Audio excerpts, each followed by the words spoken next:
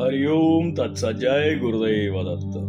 आज साहब सबके बीच में हम आए हैं दत्त जयंती के उपलक्ष्य में। और हाँ, आज का प्रश्न था प्राणायाम। तो प्राणायाम क्या होता है? तो अधिकतर लोगों को तो हमने बताया है, इस ग्रुप में भी काफी लोग हैं जिनको पता है। और ठीक है, समय समय के अंतराल पे भूल जाते हैं, और कोई कोई तो ये भी भूल जाता है कि कहाँ से आया था, वो सोर्स भी भूल जाता है। खैर, तो आज उन सब के लिए वापस एक रिवीजन भी हो जाएगा, और थोड़ा सा बाकी जो नहीं जानते हैं वो जान लेंगे।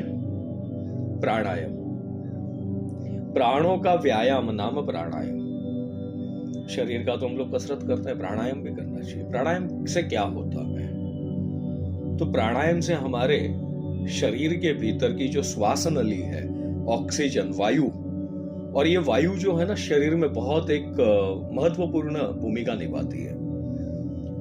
जैसे आप चाहे यूं कह लो कि आप ये जो जीवन श्वास ले रहे हो, ये भी एक प्रकार का वायु है।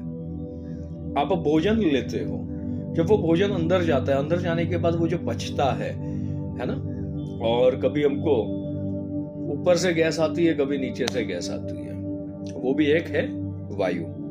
तो वो दोनों गैसेस जब रिलीज होती है तो हमारा शरीर हल्का होता है, हम रिलैक्स हो जाते हैं। तो वायु बंद होने से भी दिक्कत कर देगी और ज्यादा होने से भी दिक्कत कर देगी। संतुलित, हमेशा हम कहते हैं कि हम बैलेंस सिखाते हैं, तो संतुलन। खैर, तो आज ये संतुलन को देखते हैं प्राणायाम के माध्यम से। थोड़ा सा प्राणायाम यानी कि श्वासों का तो है, पर प्राणों का आयाम है ये प्राणायाम। श्वास को ही प्राण कहा, इस प्राण के लिए व्यायाम, यह नाम प्राणायाम।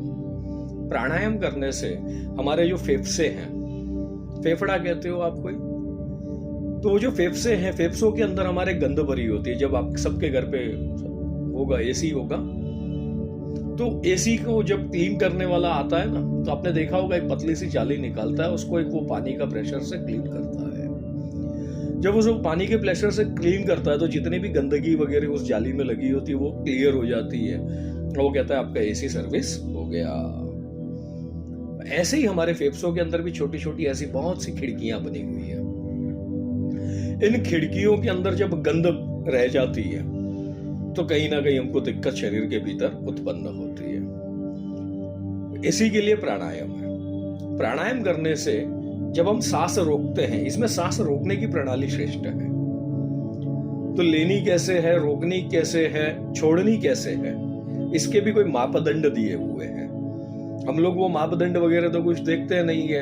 अच्छा, कहीं से आधा अधूरा भी मिल जाता है तो उठा के हम लोग चल पड़ते, देखते नहीं है, खंगालते नहीं है उसको। आज थोड़ा सा इसको ढंग से देखेंगे, थोड़ा सा ढंग से समझेंगे। तो शुरू करते हैं प्राणायाम। प्राणायाम करने के लिए मध्यमा है ना, ये मध्यमा है। फिर ये है अनामिका, है ना, ये अनामिका है। इसको हम लोग कहते हैं अंगुष्ठ, ये है हमारा अंगुष्ठ। अब इन तीनों का प्रयोग करके हम प्राणायाम प्रारंभ करेंगे। यही एक टूल है हमारे लिए। तो इसको क्या करते हैं हम लोग, पहले तो ये जैसे ही ये मेरा राइट हैंड है, आप देख सकते हो, मेरा दक्षिण हाथ है। इसको हम लोग क्या करेंगे, लेफ्ट नोस्ट्रिल को बंद कर देंगे, इससे लेफ्ट नोस्ट्रिल को बंद कर देंगे, और ये जो अंगूठा है इससे हम लोग राइट नोस्ट्रिल के लिए प्रयोग करेंगे। ये इतने में ही होगा काम। अब करना क्या है हमको, तो सबसे पहले अर्ली मॉर्निंग में जब हम उठते हैं प्राणायाम करेंगे हम लोग। थोड़ा सा फ्रेश वगैरह हो करके अपने आसन पे नीचे बैठ करके बढ़िया से प्राणायाम करो। जिसको नीचे बैठने में दिक्कत है वो चेयर का प्रयोग कर सकते हैं, ये हमारे हर लेक्चर्स में कहा गया है। तो इसको हम लोग ऐसे बंद करेंगे और श्वास लेंगे। श्वास लेने के बाद हमको इसको रोक देना है। जैसे हम रोकते हैं ना, तो हमारा जो पेट है ना वो घड़े की तरह एक बाहर आ जाता है, रोकना है। फिर हमने लेफ्ट को बंद किया था, तो हम लेफ्ट को पहले खोलेंगे और लेफ्ट से श्वास छोड़ेंगे। अब जहां से हमने छोड़ी है वहीं से हम वापस लेंगे। तो लेफ्ट से हमने छोड़ी, हम लेफ्ट से लेंगे वापस, फिर बंद करेंगे, फिर राइट से छोड़ेंगे, फिर राइट से लेंगे, फिर बंद करेंगे, फिर लेफ्ट से छोड़ेंगे, फिर लेफ्ट से लेंगे। साइकिल चलते रहेगा। राइट से ली, सेंटर में रोकी, लेफ्ट से छोड़ी, फिर लेफ्ट से ली, सेंटर में रोकी और राइट से छोड़ी। ये हुआ एक सेट ऑफ प्राणायाम। अब उसके बाद में अब ये इसमें संख्या क्या लेनी, इसमें क्या मंत्र लेना, कोई कहता है मंत्र लो, कोई है मंत्र वगैरह सब छोड़ दो। अभी सबसे पहले इस आसन को समझना प्रारंभ करो। इसके लिए प्राणायाम करेंगे हम लोग। तो प्राणायाम के लिए हम जब श्वास ले रहे हैं तब वो 4 की संख्या होगी, 1 2 3 4 स्टॉप। फिर स्टॉप करना है हमको 16 श्वास है, 1 2 3 4 5 6 7 8 9 10 11 12 13 14 15 16 पे फिर हम क्या करेंगे, श्वास छोड़ेंगे हम लोग 8 काउंट तक, 1 2 3 4 5 6 7 8। फिर वापिस हम इनहेल करेंगे 1 2 3 4, फिर हम रुकेंगे, फिर 16, फिर 8, फिर 4, ठीक है, फिर 16, फिर 8। ये इस प्रकार से हमको ये प्राणायाम का क्रम करना है। थोड़ा थोड़ा इसमें पहले इजी ऑफ पे हो जाओ, फिर संख्या को हम बढ़ाएंगे। तो आप ही लोग अपने अपने हिसाब से, अगर आपको लगती है आपकी क्षमता बढ़ रही है, आप अपनी संख्या बढ़ाएं। तो संख्या बढ़ाने में कैसे करोगे, मल्टीप्लाई बाय 2।